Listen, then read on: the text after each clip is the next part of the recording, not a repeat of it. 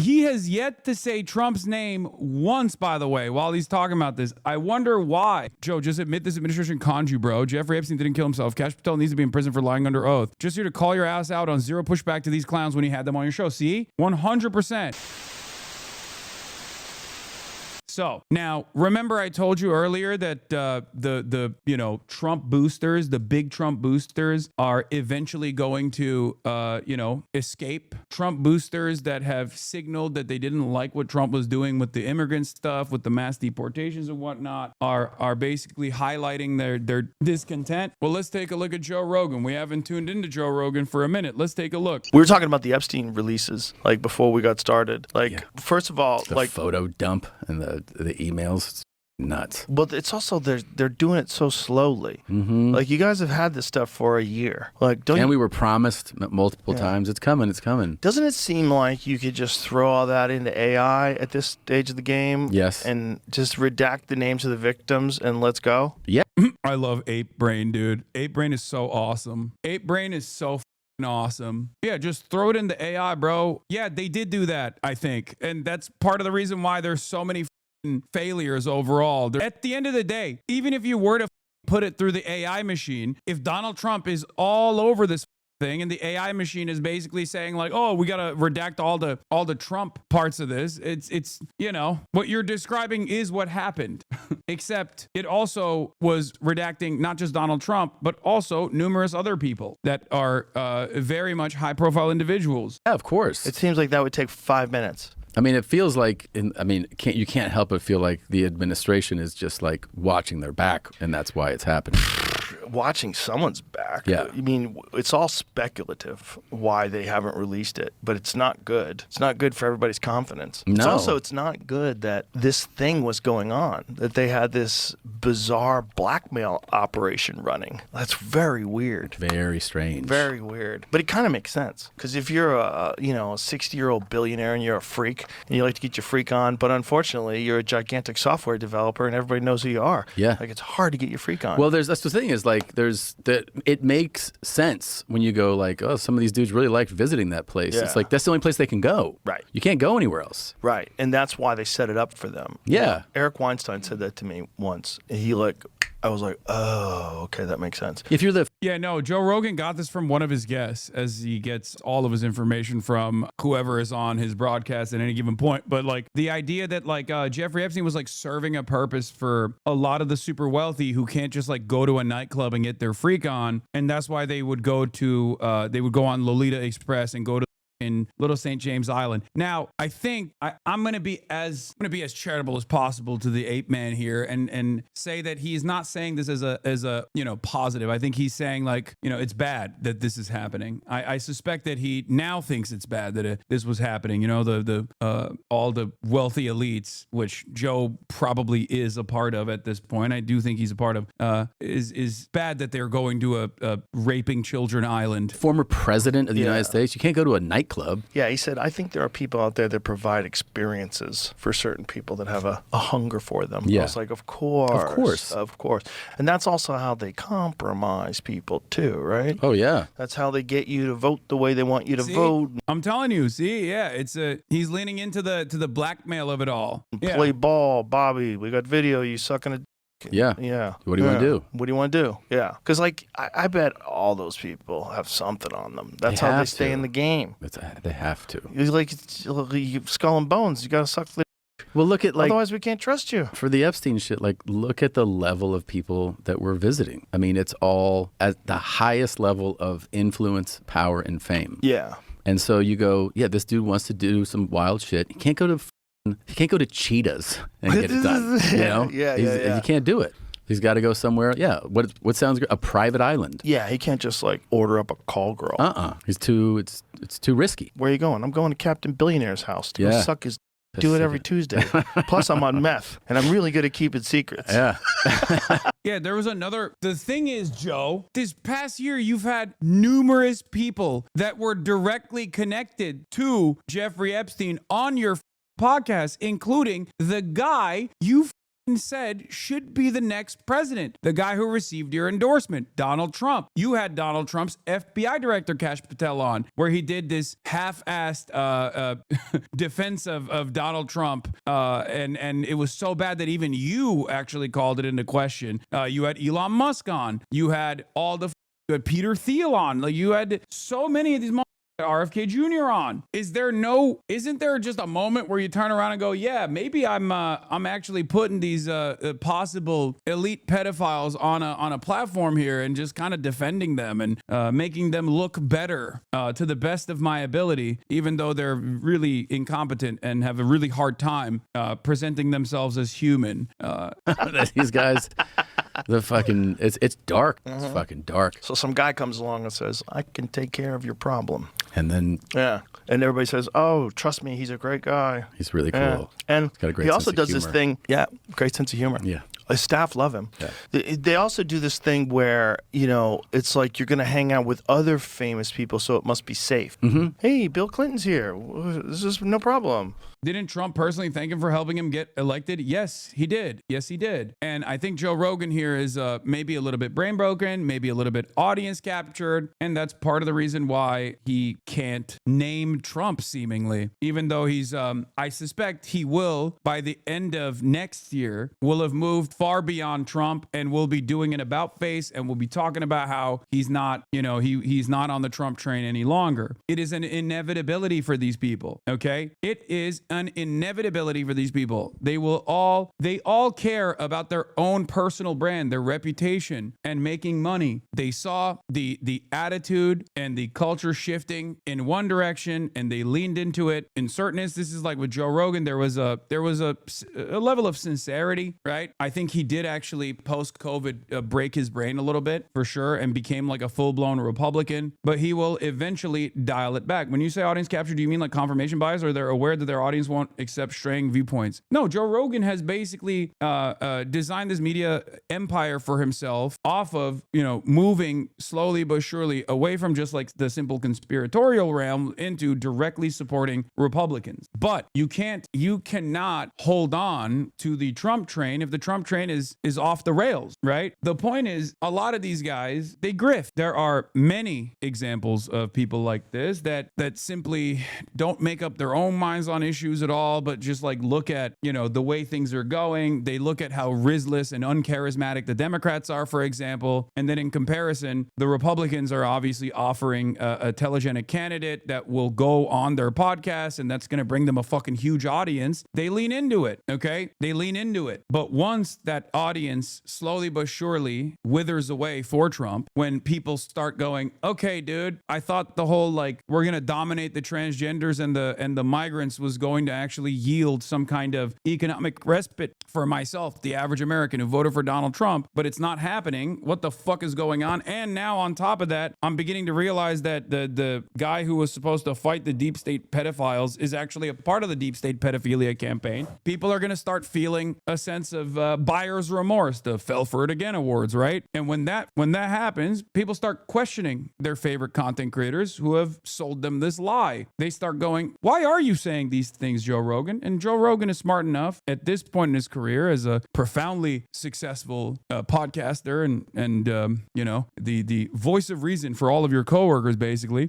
Joe Rogan is going to notice that people are actually pulling that, getting off that exit ramp. And he's going to slowly but surely start moving away from the Trump camp. This is a statement released by the spokesperson. This is what I've said over and over again. Politics is, for many Americans, especially the American consumers, broadly, politics is about vibes, okay? It's not about tangible goals. It's not about organizing towards reaching certain tangible goals. It's about just vibes. It's about being a part of one team over the other, okay? And even liberals entertain this. Even liberals get into this in the same vein, like where they also do team sports, right? And when politics is all about team sports and your goal is simply to be on the winning team, when your team starts losing, you drop it. You drop the team. It's that simple. Spokesman for Bill Clinton. Oh, today. let's read that. Yeah. Wait a minute. There's a person who signed it. My name is Angel Urena, spokesman for the former President Bill Clinton. Isn't that weird? He's the deputy chief of staff for Bill Clinton. Okay. He's still got a chief of staff? What does he do these days?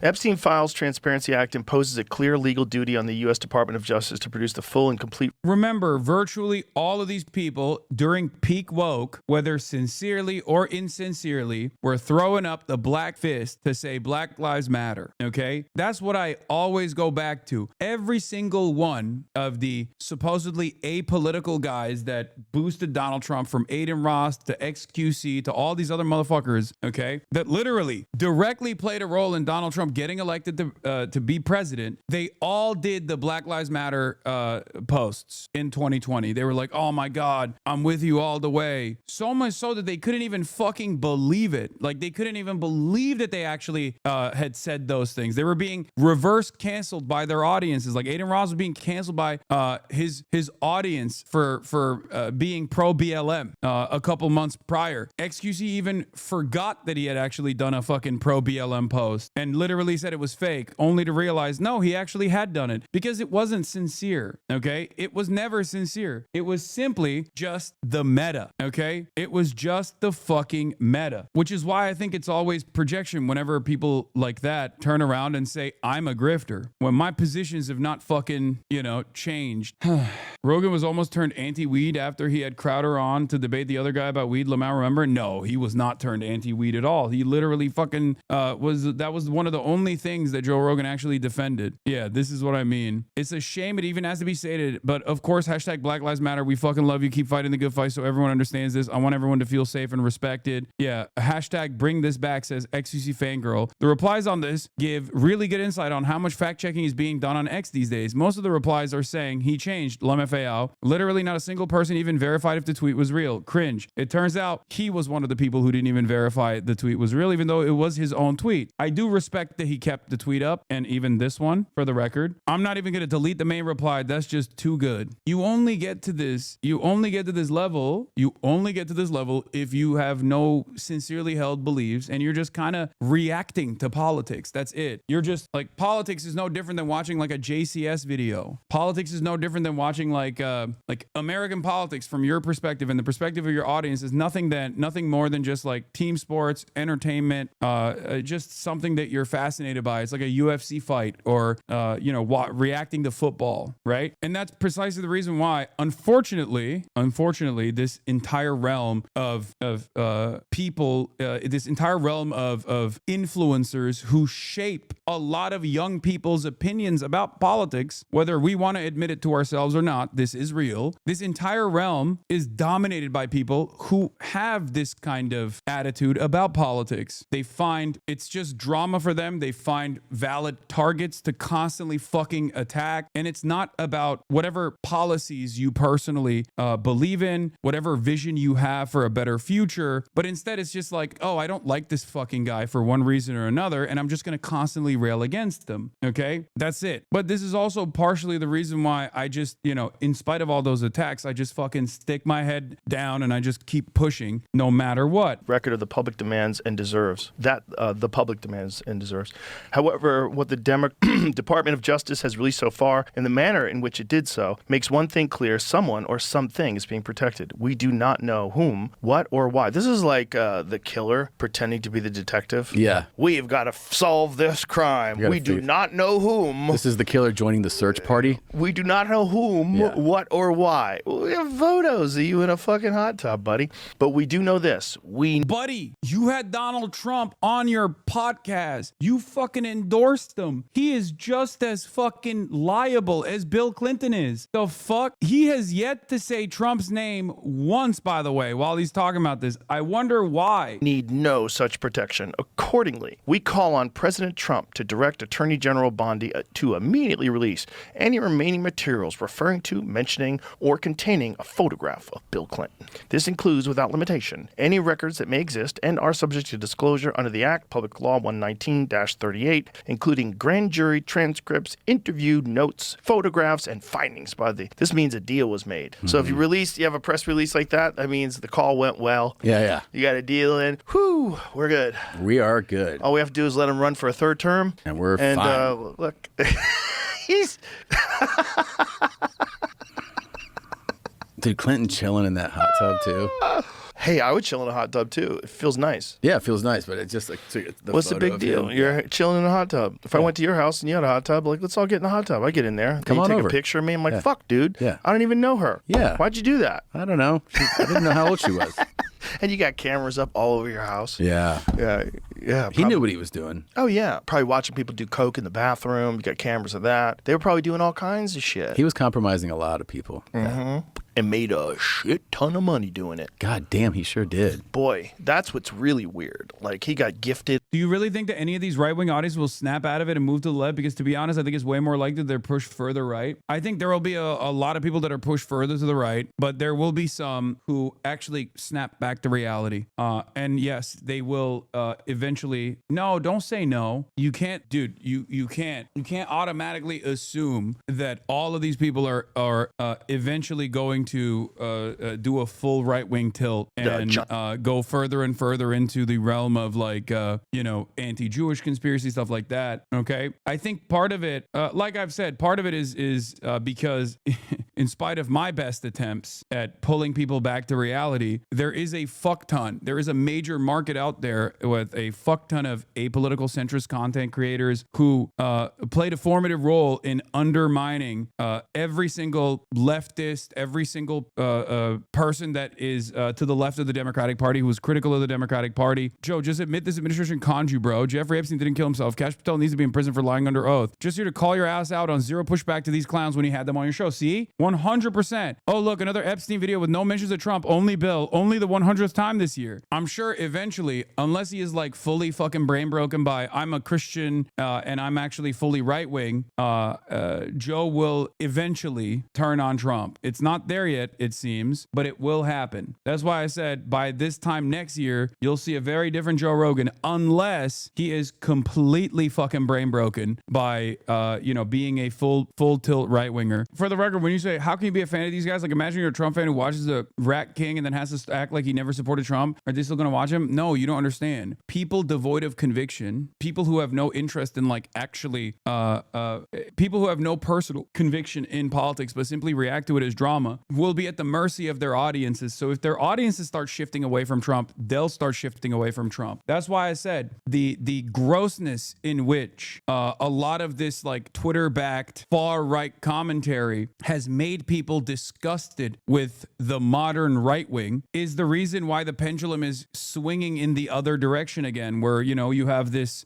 comeback of woke. The comeback of woke is not because the Democrats have made woke trendy again. The comeback of woke is not even happening because I've made woke trendy again or something like that. It's happening because people are genuinely grossed out by what they see on their timelines all the time. I'm sure it swept away a lot of people into reactionary sentiment. There are definitely a lot of people who saw all the Nazi shit and were like, you know what? This is kind of edgy. This is more in line with my worldview. But there are plenty more people in the margins or in the middle that look at this stuff and go, the vibes are fucked on that side. I don't want any part of this. I don't want to do anything with this. This is gross. I'm out. And when that happens, when the entirety of the right is basically crying like whiny little babies over and over and over and over again, of course people are going to inevitably pull the ripcord. They're going to be like, oh, God, you're gross. You're a fucking loser. You're crying about, the white race being under fire. I'm a white guy. I don't even understand what the fuck you're talking about. Talk about the grocery prices. Shut the fuck up about this shit.